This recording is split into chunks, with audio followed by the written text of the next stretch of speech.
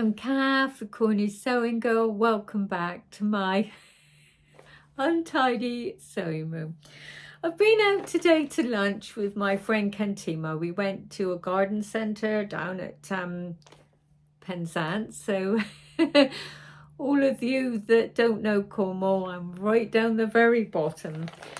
Anyway, today I've got a few things I want to chat to you about. I want to tell you about this here dress, how I'm coming along with that, and just do an overview on that.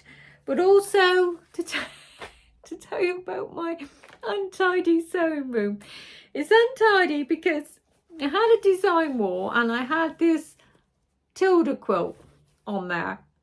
But the minute I open a window or in and out, because I've got a bedroom, I've got the whole bedroom for sewing in here, which is lovely. But when I open the door or shut the door, this comes flying off the wall, off my design wall, and they've sort of dropped all around me. So I'm going to have to get this one sewn up soon. But just to show you this quilt as well, I went to the sewing shop. There's a little quilting shop between Truro and Falmouth in Cornwall. And it's got a little garden centre there. And there's a little quilting shop in amongst it all, which is absolutely so pretty. So I filmed that for you today and I will show you. And show you where I got my Tilda fabric, like these. I think that's the way up. And I've got this one here. So when I put that together, I generally quilt it as I go. So when I do that, I shall show you. A little bit worried about these, because these ones here.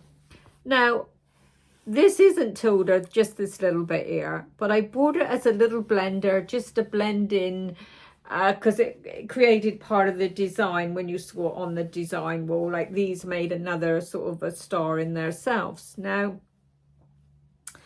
when I done it was 2 inches width by 4. Now, no matter how, I would have to come off grain to get those dots, as you can see, to be straight, because they're not on grain. You go like that, you know. On camera it probably look all right, but that's not quite on grain.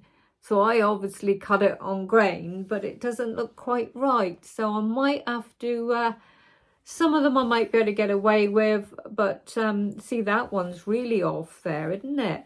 And I thought maybe I didn't have the fabric straight, but I made sure I did. Ran it up against the salvage edge and I done everything, but that was still running a little bit on there. So I'll have to see what I can do on that. Some dotted things and, you know, things like this, although this is little stars, you have, see, it creates, you know, what I wanted. More merged together, they're all right. You know, but I might take a few out and see what I can do. It'd take a bit of playing around with that, wouldn't it? Anyway, let's see if I can move this camera. Whoops. Do that every time, don't I? Shouldn't have touched it. There we go. Make sure I'm in focus better there. Right, so that's me Tilda quilt. Now, this is the one I'm starting now. Now, like I said, I was out today because when we had a bit of rainy weather, I felt a little sad. I'm thinking, oh, don't tell me our summer's going.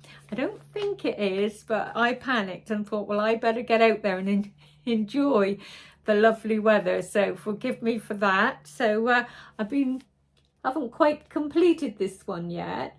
But when I cut all the pieces out, I show you all the pieces that is needed and how I cut them out, because there's a little way that they like you to do it, so I can show you that. I just put that in now so you can just watch how I do the layout of the cutting and that. Just to give you a little heads up on how I tackle this dress and how many pattern pieces there are. It looks a very straightforward one. I love that one there, but I am going to do that one because it's got a little bit of sleeves. Now I bought 2 yards of material, and because it's got you know, double ear in the front, because you got the overlap, I wasn't going to get away with 2 meters, so I had to go back and buy some more. So I went back and bought another half of yard. Right, so on the pattern piece we got 2 on the front. Now when you lay the pattern piece out and you go to cut them, some pattern pieces, when you read the abbreviation, which is here,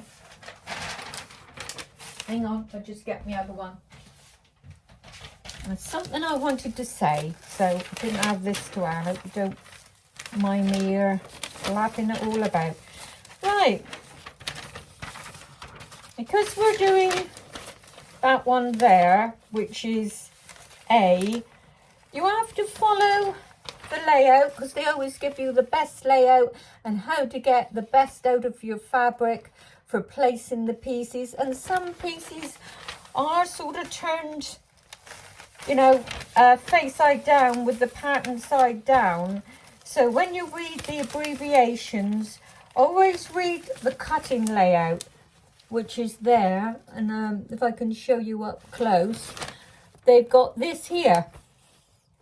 And this here has got little greyed out places, and it just gives you abbreviation of, like, when you look at them, it'll do like dark grey, which is lining, and it'll just say if it's a clear colour, it's wrong sides, and if it's slightly greyed, it's right sides. So they all make sense when you're laying the pattern out and you read all these little abbreviations. I always follow that, because I think, well, you never know, you might put it together and it won't go because it was cut out the wrong way or something.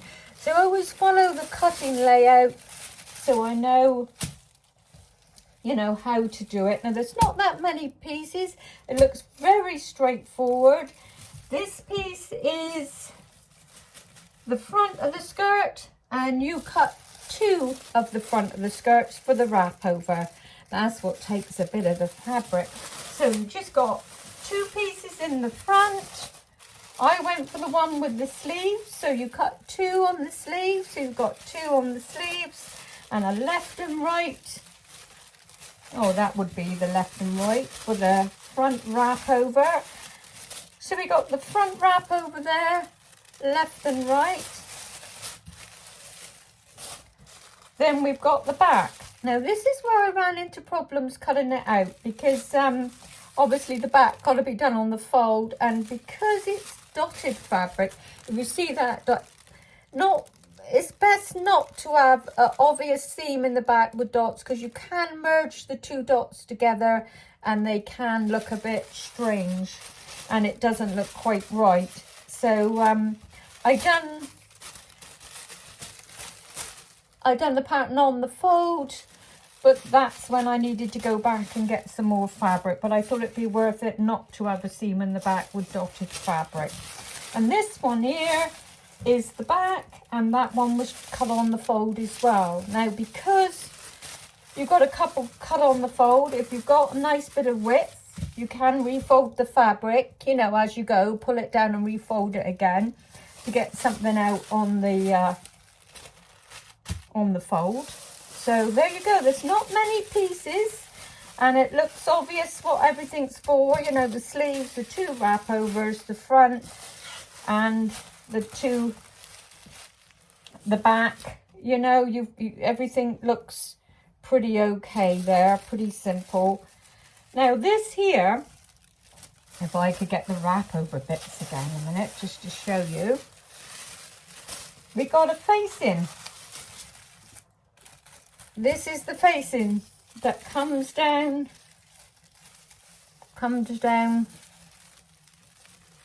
there like that, down the side of the front. Now you've got 2 facings for left and right there, and they just get stitched on. So this does, and then they just get folded back on themselves. So I'm hoping this is a lovely easy sew, and with a bit of linen, I think, just to bring you down a little bit. Whoops.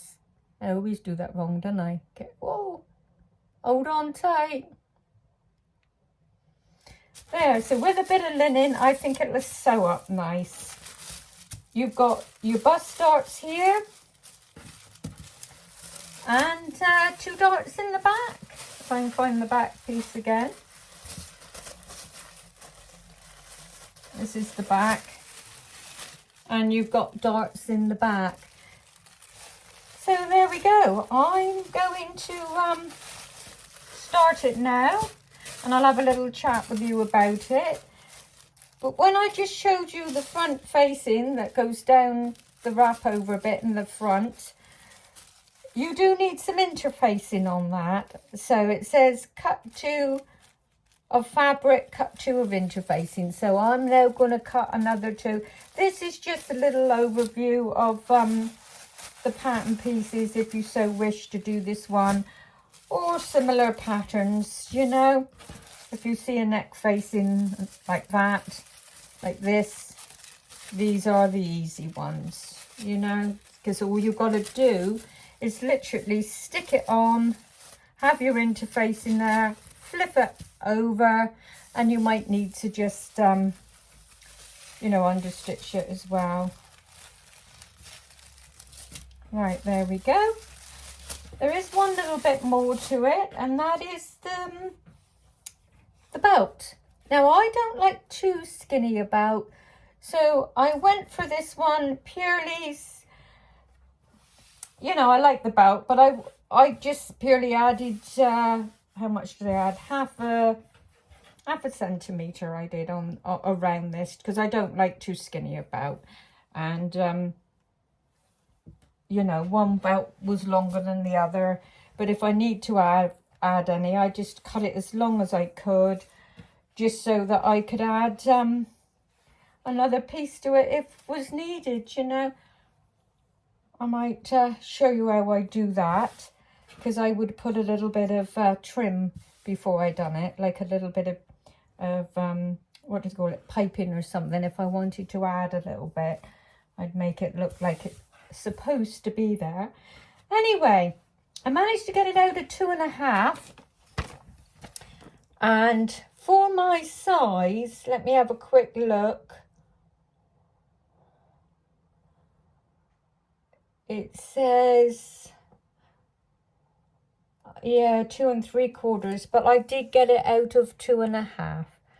Okay, and that's the dress there.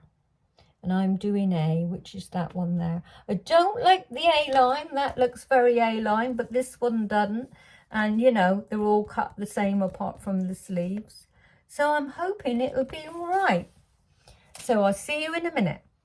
Hi, I hope you liked showing you all the pieces. So you just got an overall of this pattern.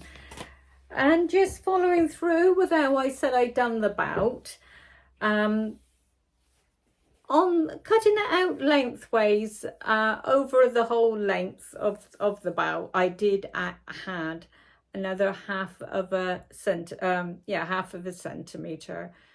It wasn't much, but it does, you know, it just makes it that little bit more thicker. And I did do a join in them because one of the bouts was running a little bit too small with the cutting out layout. I didn't have enough room to cut the whole bout out. So I added a little bit, and I did put a little bit of piping just there like that. If I go that way, you can see it, just so that it sort of finishes it off. I like to do little things that make things look a little bit neat, and then they get sort of passed off. Is that what it was meant to be? You know, that type of thing.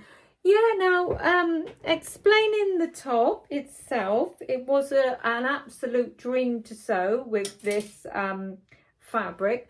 But another thing again with dots, you've got to be careful, because there was some darts at the back here, and the dots do merge in.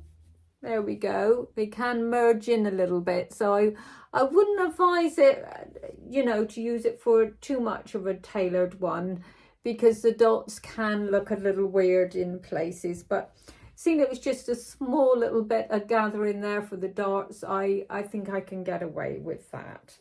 Now, I came up here one evening thinking I'm just going to crack on with this top, and before I know it, I was running the neck facing through the machine, and I picked up the top bodice of the dress and started doing the same, and I'm thinking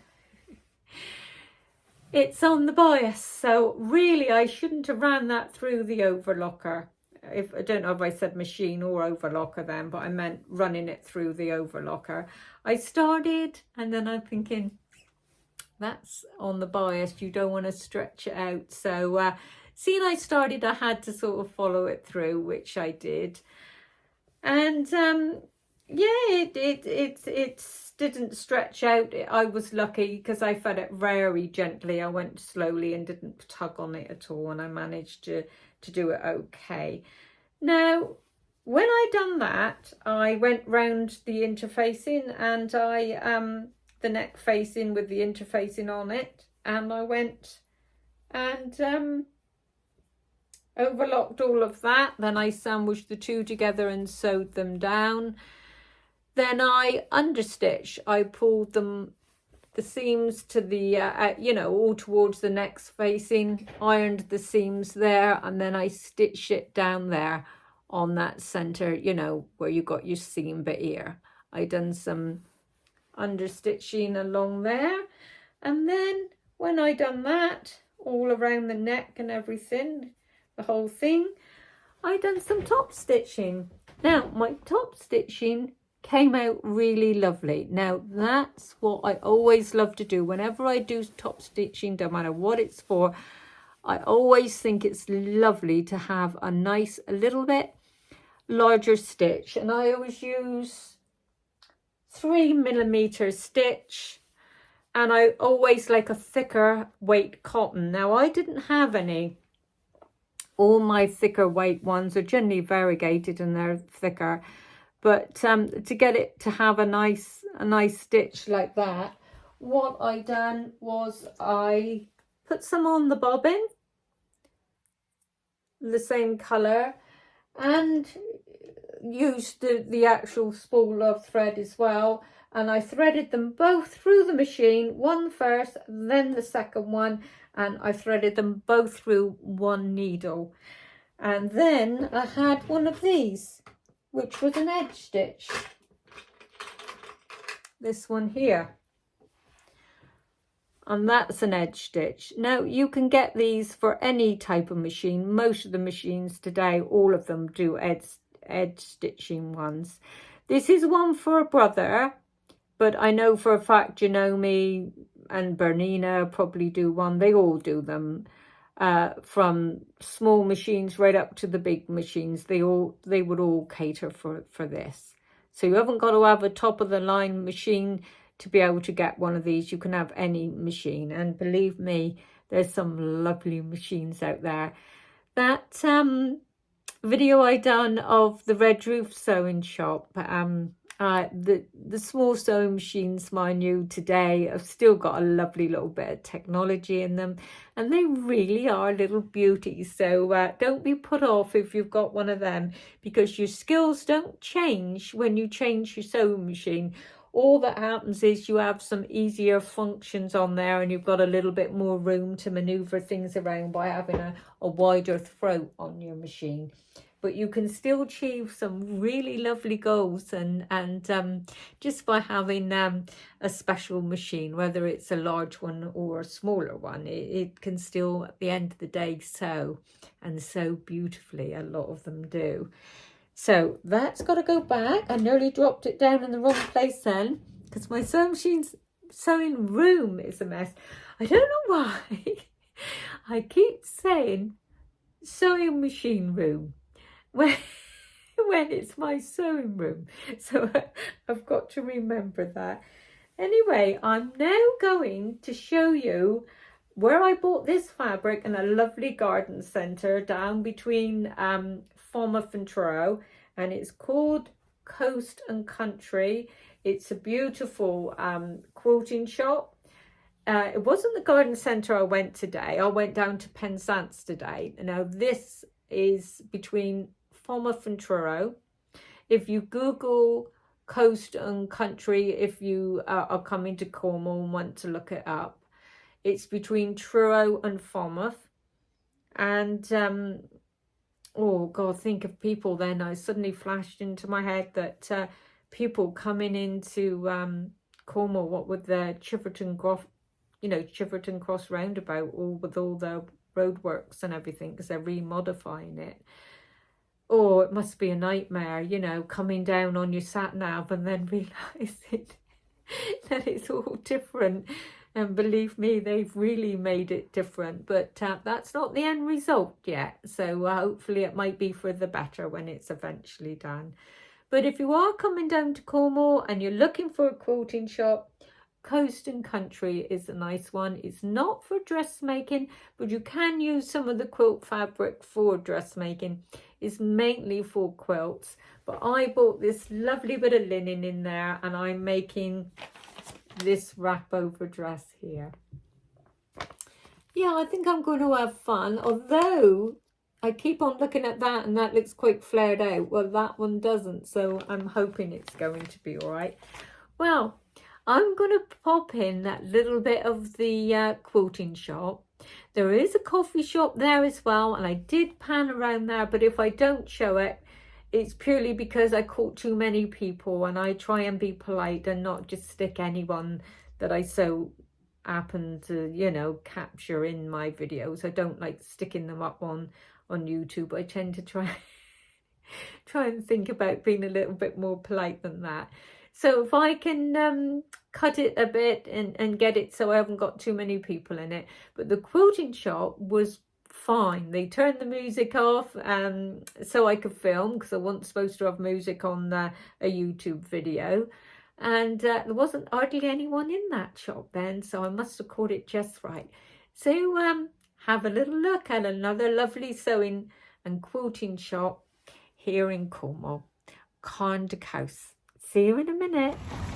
This is Coast and Country sewing shop. This is more of a quilting and patchwork shop. They do some linens, and this is where I bought that dotted linen too, and I'll show you in the shop.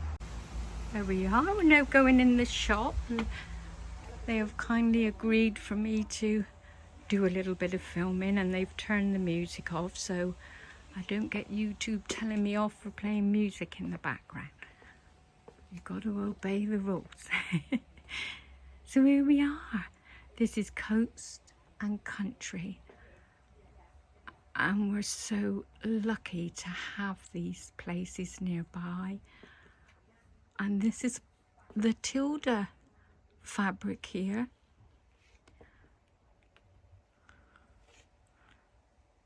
There we are. I done my quilt with this. Tilda is absolutely beautiful fabric. Feels nice. They do the little bundles here. They're nice. Don't quite know how much they are. 28. But I think it's about £16 a yard, or it used to be. I'm not sure what it is now. Everything's going up these days. Oh, these ants. I love anything like that. Nice little basket. Don't know, these colours blend so lovely together. They look so soft. That's nice, isn't it? There we are. Now, over here, the pattern I've got for the wrap dress that I'm doing, you could use a little bit of cotton. It would probably be better than viscose on an actual wrap dress that didn't have too much gathering in. So you could get away with a bit of quilting fabric for that, because it would have a little bit more weight than viscose to keep it from flapping about. But certain wrap dresses would probably need viscose if they had more gathering in them.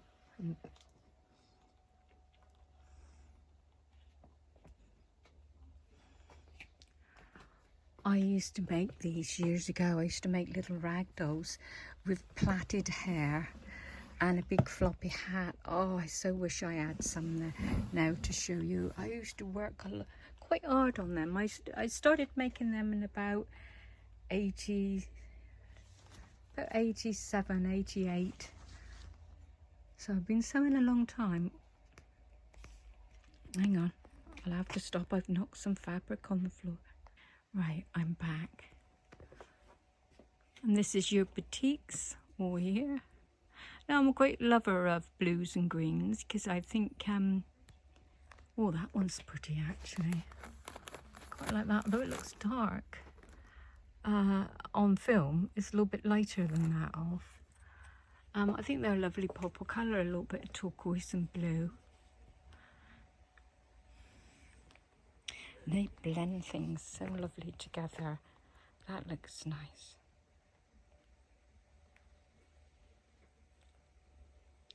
We are again. This is Moda. It's a well-known quilting fabric. Look at that one. All these, you can make a dress with these. They feel quite woveny, really, quite thicker. So you could definitely make a dress with that. Not all, I wouldn't say all quilting fabric is good for certain patterns. You need to think and use it wisely if you make it with clothes, but like a nice shirt or a shirt dress. But certainly good for quilts. Oh, look at this lovely quilt book. Oh, I like that. Yep, that is lovely, isn't it?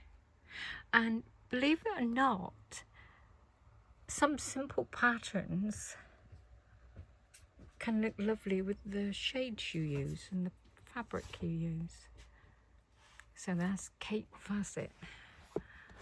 That is a well-known good brand as well of fabrics, and their selection and their colours are amazing.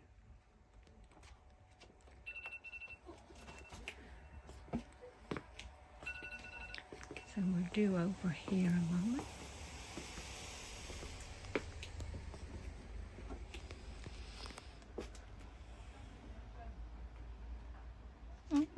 They got lots of little patterns in here. Got a friend who likes doing little patterns like that. And there's all the quilting books.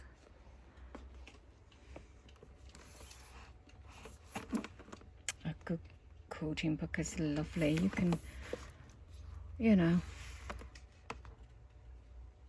when I go out to lunch and I go and sit in the sun loungers after, I'd always look for a nice quilting book to bring with me.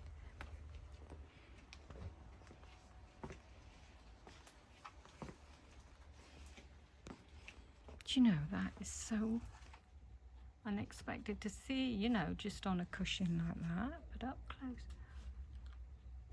That is done very cleverly. That I like that. That is done really nice. And this would make a nice shirt dress, this here, because this is not too thin. This is a good weight. So apart from quilting, you can use dress patterns.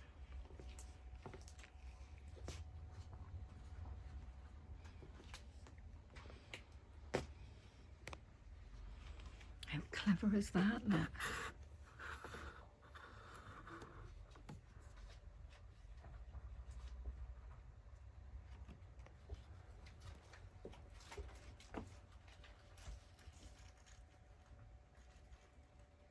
When I was a little girl, I must have been about 10 when I first had a go at sewing, maybe younger even, because my mum didn't sew anything apart from elasticated skirt. She used to never really venture out and do anything much, but a sewing machine was always there at home. And as I grew up, I just wanted to use it, and they've actually got that sewing machine that I used to use here. It's a very old-fashioned sewing machine, so I'll come over and show you. Here it is. it was identical to that one there. And that's the singer. And that's what I very first sewed on. And I used to, when I was 10 or 11, I used to have a little play on it. And I think for years we kept the same needle in it. I mean, I never really knew, unless it broke, I never knew you had to change it. But I was a bit sad when she got rid of it, though. I was about 13 when she got rid of it. No, tell a lie, it couldn't have been, because I remember using it when I was about 18. So it's about then she got rid of it.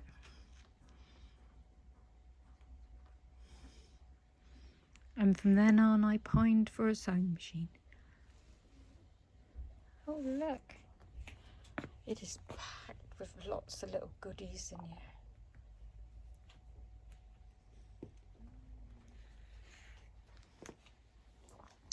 Now I'm going to go down to where I bought the linen fabric for that dress I'm now about to make. Take you down there a moment.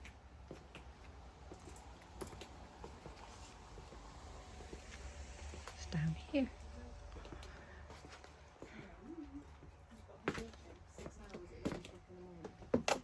Just got to come down some steps. And there's some sale with some little bits and bobs and some fat quarters and all that. And this is where I got the linen from. It was right down here. Let me just step back. Down there I got my linen from. There it is. Over here. That's the one I bought to make my dress. But I see they do this linen as well, and it's really deeply dyed. What a gorgeous pink that is. So when it gets cooler, I'm definitely going to come in and get a little bit of that. I think that would be lovely made up. And the pattern I'm going to, you know, the wrap over dress that I'm going to do with the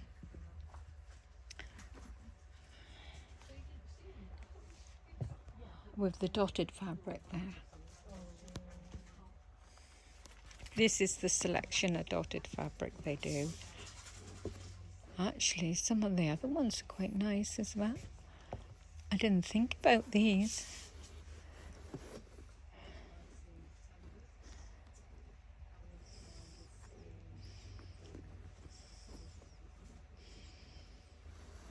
Oh, look.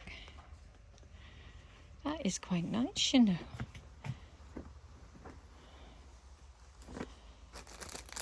I think a wrap over dress in that, you know, being linen, would be lovely to sew. And also, apart from that, you know, you could, you know, if it got a little bit cooler, that would be okay as well. Because linen is quite a cool fabric anyway, but it's thick as well.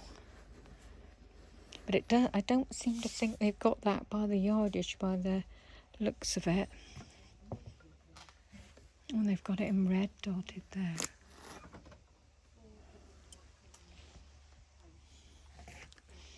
Stand back because I'm standing a bit close to everything at the moment. 205. That's not a bad price, you know, for the Gutterman thread. It's generally 220 something. And here's the machine embroidery. Now, if I do textile art, some of this would be beautiful for that, because you could have it variegated as well.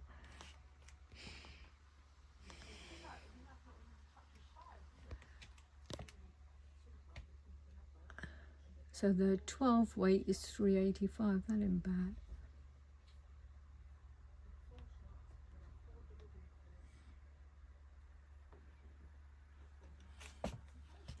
And they got funeral sewing machines up there. Let's come over and look at this, because I think this is a little thicker. Let's have a feel. Unless it just looks at it. No, I think it just looks thicker. It's a good weight. Oh, that would look lovely in a wrap over dress, wouldn't it? It feels quite linen-y, to be honest, whether it is or not, but it's got that sort of a texture to it. So that there with a wrap over dress would certainly be nice. They're all beautiful colours. Personally, I quite like that. It's got a bit of a shine to it, and that doesn't feel too thick, but it's certainly not a light one. Let's just get one piece of it a moment. It isn't heavy, that's for sure, but it's just beautiful, beautiful fabric. It feels absolutely lovely, that.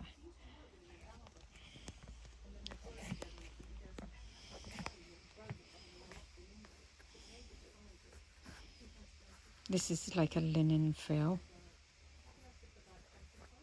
Yep.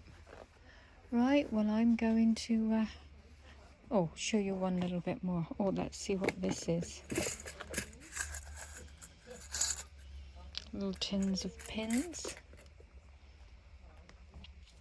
Some more here. Now this would be ideal for that wrap over dress where it's sort of there's no sort of gathering anywhere, so you wouldn't need the drape. So this very straightforward wrap over dress I got would be ideal for any of these. And then they got a few little quilts just popped there.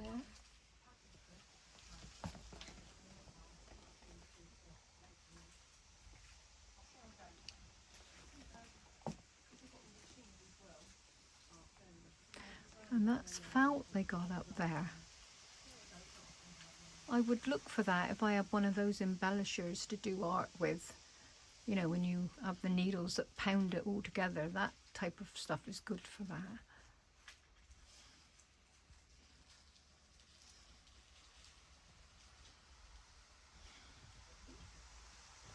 There we go. So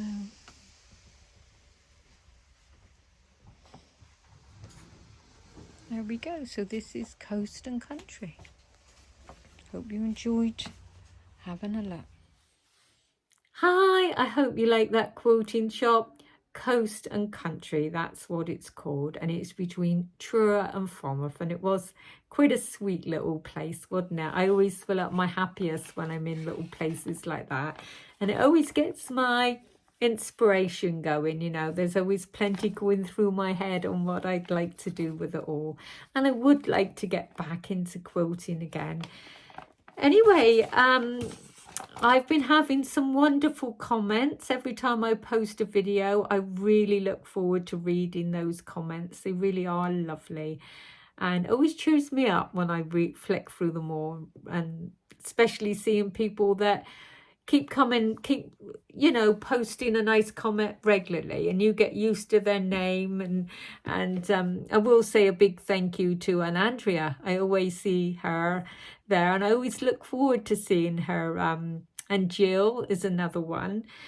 And yeah, and there's just loads of names there, and every time I post one, the same names come up, and that's sweet. I really do appreciate that. And also thank you to everyone that's subscribed, and anyone who would like to is very, very welcome. I'm trying to get to 1,000 subscribers. I'm holding out for that. That would be lovely to reach. But I'd just like to say thank you so much for commenting and taking the time to watch my videos. And when you sew, it is such a lovely thing to do. But it's also nice to have some feedback from other sewers as well, because you do spend a bit of time on your own up in here. That's why, forgive me for going out and being with some friends and enjoying the sunshine. But I shall be back up here and finishing that dress. I shall be doing that soon. Anyway, thank you so much for watching. Loved you all and speak soon. Bye-bye.